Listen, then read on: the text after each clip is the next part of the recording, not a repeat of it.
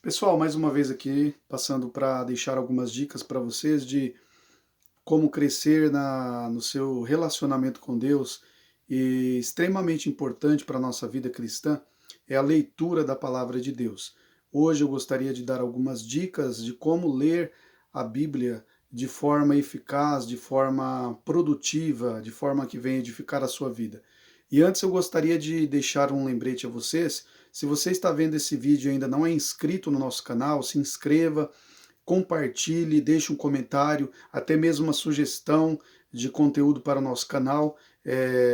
Vocês são muito, estão livres aí para comentar o que vocês acharam, falar da qualidade do áudio, do vídeo.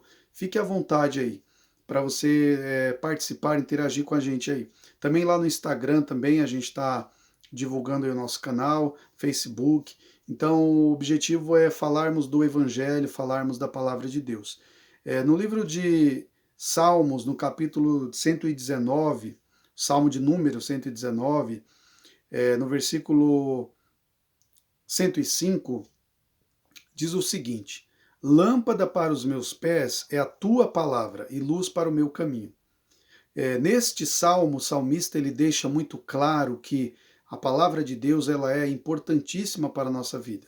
Então, sendo assim, precisamos conhecê-la, precisamos ler, precisamos nos aprofundar no conhecimento dela.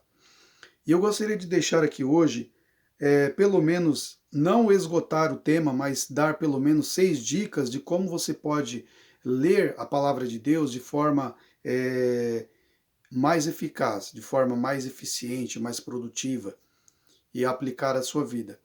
Em primeiro lugar, é extremamente importante que você leia a Bíblia diariamente. Talvez alguns tenham essa dificuldade. Aí eu gostaria de fazer uma pergunta a você, que também serve para mim. Eu também tenho esse desafio como você. Todos os dias, creio eu, você ao levantar de manhã, você escova os dentes. Creio eu que todos os dias de manhã você toma o seu café da manhã. Você tem todos os dias a sua refeição, que é o almoço. Todos os dias você tem a sua janta. Todos os dias você se alimenta.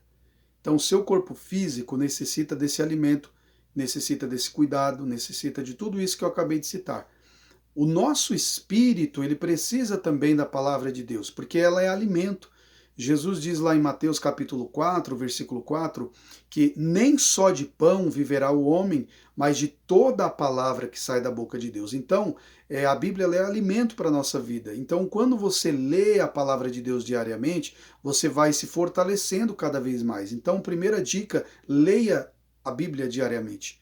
Mesmo que seja um versículo, mesmo que seja um capítulo, mesmo que seja um salmo, você tem diversas formas de se organizar nessa leitura e poder desenvolver uma vida de leitura diária da palavra de Deus. Em segundo lugar, você precisa orar antes de ler a palavra de Deus.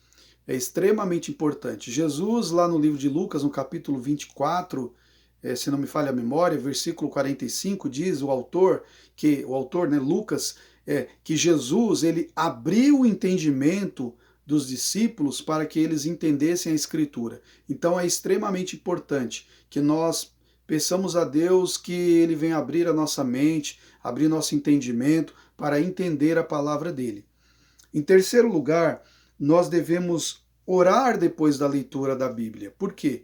Porque se você lê a Bíblia e você não ora depois disso, então você perde, na verdade, o seu real sentido, que é aplicar a palavra de Deus à sua vida.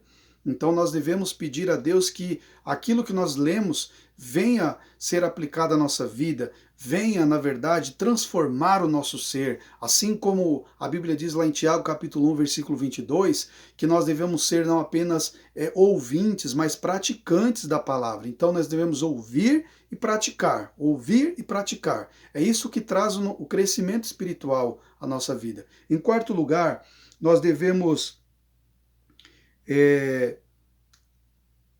não entender, se nós não entendemos o texto que nós lemos, nós devemos ler o contexto. Isto é uma regra da hermenêutica que serve para qualquer texto. Nós lemos o contexto para que isso não gere um pretexto, Nós vemos hoje muitas heresias. Heresia é um ensinamento errôneo da Bíblia, é um ensinamento equivocado das Escrituras. Nós vemos aí tantos ensinamentos errados aí, justamente porque as pessoas não leem o seu contexto.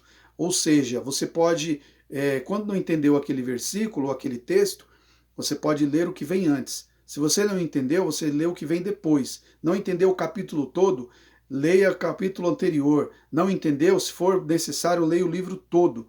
Se você não entendeu, pesquise sobre o autor. Foi Paulo que escreveu, ele estava preso nessa época, por exemplo, na carta de Filipenses que ele estava preso, então você já vai ter um entendimento ali de que Paulo estava preso, ele estava escrevendo para pessoas que viviam sob domínio do Império Romano, então muitas passagens ali ele usa ilustrações que eram casos ali que era vivido pelas pessoas no seu dia a dia, então você vai desenvolvendo uma compreensão maior do texto quando você começa a investigar o que vem antes, o que vem depois, o contexto histórico, cultural. Então aí a importância de realmente estudarmos, explorarmos, porque Jesus diz, examinai as escrituras, porque cuidais ter nela a vida eterna. Então, examinar dá trabalho. Quando você vai até o médico e você tem alguns sintomas de alguma doença, ele vai fazer algumas perguntas, e além das perguntas, ele provavelmente, dependendo do que você falar, ele vai te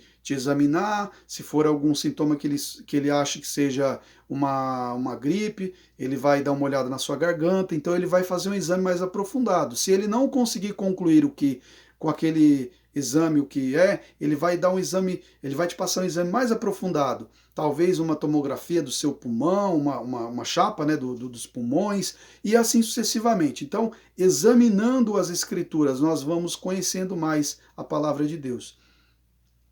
Em quinto lugar, deixe que a Bíblia interprete ela mesma. Ou seja, quando é bem parecido com o ponto anterior, mas às vezes um texto ele não fica muito claro. Quando nós lemos em outra passagem da Escritura, o texto mais escuro se torna mais claro pelo outro texto que traz uma elucidação maior. Um exemplo disso é a palavra morte na Bíblia. A Bíblia diz que a Bíblia fala sobre a morte, mas na Bíblia nós encontramos 3 significados para a palavra morte. Nós temos a morte física, nós temos a morte espiritual, nós temos a morte eterna. A morte física, obviamente, quando a pessoa ela chega ao fim da sua vida, quando ela parte desta vida para a eternidade, todos vão passar por esta morte física, a não ser aqueles que na volta de Cristo que estiverem vivos, terão seus corpos trasladados, serão arrebatados para estar com o Senhor, sem passar pela morte física. Só existe 2 pessoas na Bíblia que não provaram a morte física, que foi Enoque e o outro personagem foi Elias. Mas todos os outros, eles passaram por essa experiência da morte. Segunda morte, a morte espiritual. Esta morte é o que está em Efésios capítulo 2, versículo 1, que diz o seguinte: todos nós estávamos mortos nos nossos delitos e pecados.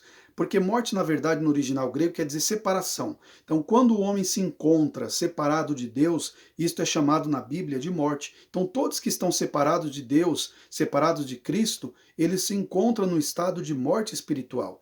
Mas ainda existe o terceiro sentido para a palavra morte, que é morte eterna. Essa morte eterna, ela se vai acontecer para aquelas pessoas que, após a morte física e decorrente da morte também espiritual, se elas não forem e não passarem pelo novo nascimento, elas vão morrer fisicamente e já estavam mortas espiritualmente. E a morte eterna é a separação eterna, ou seja, aí já não tem mais jeito. Hebreus capítulo 9, versículo 28. Como aos homens está ordenados morrerem uma só vez, vindo depois disso o juízo. Então a morte eterna, ela é uma morte definitiva. Após esta morte não existe mais possibilidade de uma comunhão com Deus. Por essa morte eterna, aquele que está em Cristo não passará por ela. E pela morte espiritual, aqueles que estão em Cristo já ressuscitaram, como diz em Colossenses capítulo 3. Portanto, vós que já ressuscitastes com Cristo. Então nós estamos agora vivendo uma vida espiritual em comunhão com Deus. Mas para avançar aqui, em sexto lugar, procure diferenciar na Bíblia, né? Estamos falando aqui sobre dicas da leitura da Bíblia para que você possa ser cada dia mais, conhecer mais a palavra de Deus. Separe aquilo que é descritivo daquilo que é prescritivo. Exemplo, o Antigo Testamento, boa parte dele, ele traz descrições do que acontecia com a nação de Israel, com os pactos, né, ali, né, nós temos ali nos 5 livros da lei, muita coisa ali que nós, praticamente quase tudo, nós não aplicamos hoje, porque nós estamos na dispensação da graça. Para o dispensacionalista, né, aquele que divide a história do relacionamento de Deus com o homem ao longo da história, o dispensacionalismo ele divide a história em 7 dispensações. E segundo esse estudo teológico, a gente vive hoje na dispensação da graça. E a dispensação anterior, que era da lei, as pessoas viviam pelo cumprimento da lei. Então, você encontra ali o sacrifício de animais por causa do pecado, você encontra ali regras, né, até mesmo do ponto de vista político, civil, porque Israel era um governo teocrático, era Deus que trazia sobre aquele povo ali a direção política, social. Então ali Deus, ele através da lei da Moisés, existia toda uma descrição, uma prescrição para eles, né, de como eles deveriam viver. Para nós hoje, isso é apenas